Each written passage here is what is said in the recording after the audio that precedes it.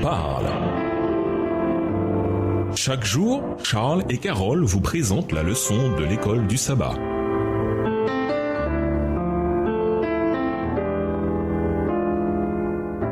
Bienvenue dans votre émission Dieu nous parle. Nous voilà au dimanche 28 février, Adam et Jésus.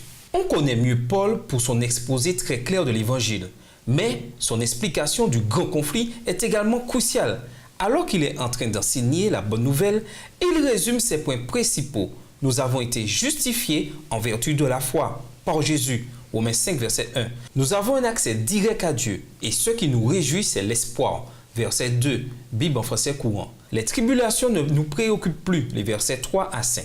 Il nous donne également la promesse que le Christ est mort pour nous alors que nous étions encore pécheurs, verset 8, et que nous sommes à présent sauvés par la vie et la mort du Christ pour nous. Nous échappons également au jugement que Dieu rendra contre le péché, les versets 9 et 10, et nous nous réjouissons d'être réconciliés avec lui, verset 11. Lisons Romains 5, les versets 12 à 21. Comment se révèle le grand conflit dans ces versets? Romains 5, versets 12 à 21, c'est pourquoi, comme par un seul homme, le péché est entré dans le monde, et par le péché, la mort, et qu'ainsi la mort s'est étendue sur tous les hommes, parce que tous ont péché. Car jusqu'à la loi, le péché était dans le monde. Or, le péché n'est pas imputé quand il n'y a point de loi. Cependant, la mort a régné depuis Adam jusqu'à Moïse, même sur ceux qui n'avaient pas péché par une transgression semblable à celle d'Adam, lequel est la figure de celui qui devait venir. Mais il n'en est pas du don gratuit comme de l'offense, car si par l'offense d'un seul, il en est beaucoup qui sont morts, à plus forte raison, la grâce de Dieu et le don de la grâce venant d'un seul homme, Jésus-Christ, ont-ils été abondamment répandus sur beaucoup. Il n'en est pas du don comme de ce qui est arrivé par un seul qui a péché, car c'est après une seule offense que le jugement est devenu condamnation, tandis que le don gratuit devient justification après plusieurs offenses. Verset 17. Si par l'offense d'un seul la mort a régné par lui seul, à plus forte raison ceux qui reçoivent l'abondance de la grâce et du don de la justice régneront-ils dans la vie par Jésus-Christ lui seul.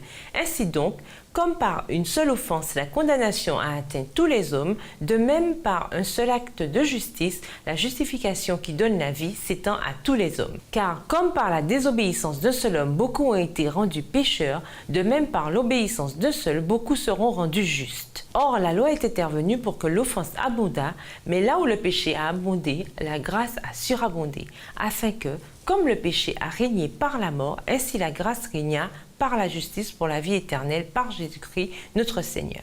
Après avoir parlé de tout ce que le Christ a fait pour nous, Paul explique comment Jésus l'a fait. Si les dégâts causés par Adam au pied de l'arbre dans le jardin n'avaient pas été réparés, il n'y aurait eu aucun espoir d'un avenir éternel et Satan aurait triomphé dans le grand conflit. Adam a amené la mort pour tous à cause de ce qu'il a fait. Romains 5, verset 12. Même la remise des 10 commandements Mont-Sinaï ne pouvait arrêter la mort et le problème du péché. La loi ne faisait que clarifier ce qu'est le péché. Ce n'était pas la solution au péché. Le problème du péché et de la mort ne pouvait être résolu que par le sacrifice de Jésus. Jésus a payé la dette par le don gratuit de sa propre vie. Romains 5, les versets 15 et 16. Maintenant, l'humanité pouvait être restaurée. De même que la mort avait régné à cause du péché d'Adam, désormais l'abondance de la grâce et le don de la justice pouvaient régner à cause de la fidélité de Jésus. Romains 5, le verset 17. Ce n'est pas juste que nous ayons perdu le paradis à cause d'Adam. Nous n'avions rien à voir dans ce choix funeste et pourtant nous en supportons les conséquences. Cependant, ce n'est pas juste non plus que nous regagnions le paradis. Nous n'avions rien à voir dans ce que Jésus a fait il y a 2000 ans.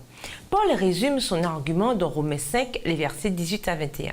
Le premier Adam a amené la condamnation et la mort, le second a amené la réconciliation et la vie. Mais Dieu nous a prouvé à quel point il nous aime.